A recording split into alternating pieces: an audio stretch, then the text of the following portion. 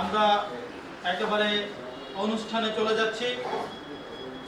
শাহাদাত বরণ করেছেন, শহীদ হয়েছেন, তাদের আত্মার মাগফিরাতের উদ্দেশ্যে একটু দোয়া করব।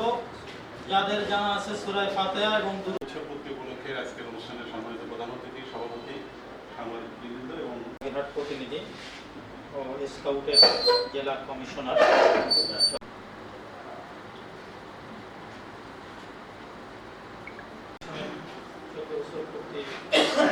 উপলক্ষে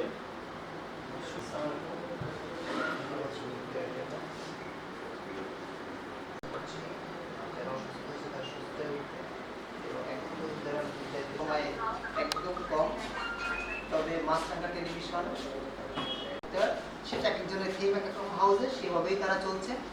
তো আমি আবারও শুভেচ্ছা এবং সেই পরিবারকে শুভেচ্ছা জানিয়ে মাছরাঙা টেলিভিশন আন্তরিকভাবে দুঃখ প্রকাশ করছি।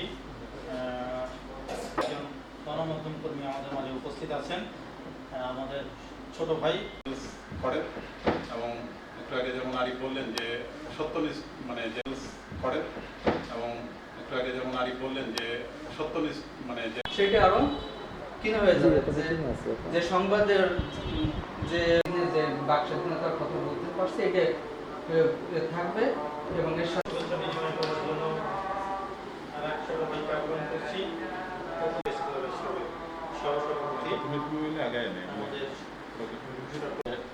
উপস্থিত প্রধান অতিথি, বাগেরহাটের পুলিশ সুপার, উপস্থিত আছেন বাগেরহাট প্রেস ক্লাবের কর্মী এবং অতিথিবৃন্দ, সবাইকে শুভেচ্ছা। আজকের এই দিনে আমি আমার এটা ঠিক আছে আমরা কি একটা আর একটা জোর জোর অর্জুন এখানে নাম থাকে না। না সত্যি অর্জুন কাছে স্থান থাকে না, কারণ অর্জুন আপনার তোমরা কেউ দাও। আচ্ছা, কেক কাটার জন্য আমাদের এখানে একজন বিশেষ অতিথি আছে। সাবুল্লাহ ঠিক করে বলেন। আমাদের মাঝে উপস্থিত আছেন সবাই হ্যাঁ এবার এবার মামুনি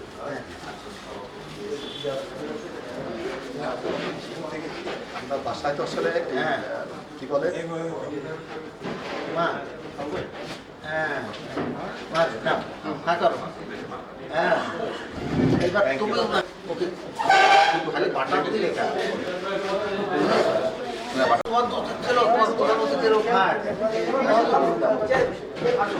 সে অনেক আগে থেকে সে একদম একনিষ্ঠভাবে কাজ করে।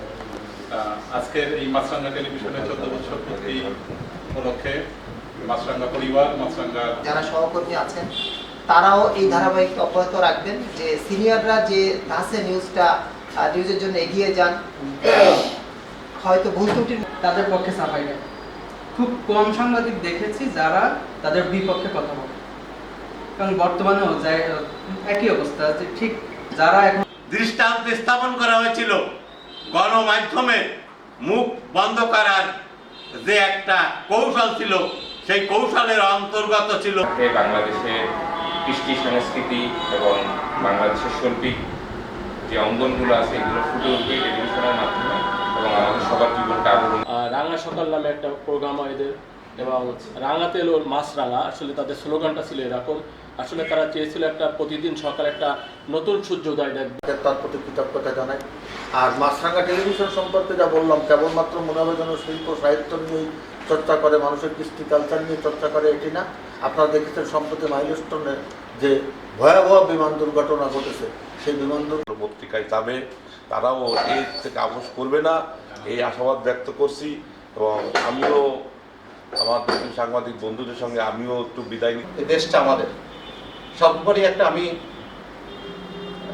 একটু ইয়ের সঙ্গে বাড়ি খেয়ে বোনের মোষ তাড়ানোর কমিটির সঙ্গে আছি, তো দুপ্রকের সঙ্গে আছি, বলবো যে আমরা কোনো দুর্নীতির সাথে যাতে না দৌড়াই। পাশাপাশি বিনোদনমূলক যে সব অনুষ্ঠান, যেমন যে ভোর সকালবেলা একটি অনুষ্ঠান হয় রাঙা সকাল, অনুষ্ঠানটা কিন্তু বিশেষ করে এবং তাদের সংবাদে আমি দেখেছি যে বস্তুনিষ্ঠতা আছে। তো আমি তাদের মাছরাঙা টেলিভিশনের উত্তরোত্তর সাফল্য কামনা করি এবং আজকে যে নতুন বাংলাদেশে আমরা দাঁড়িয়ে আছি এর মধ্যে দিয়ে আমরা আশা করি মাছরাঙা টেলিভিশনের নতুন বাংলাদেশের একটা অংশ হবে এবং আজকে বৈষম্যহীন বাংলাদেশের প্রতিষ্ঠায় তারা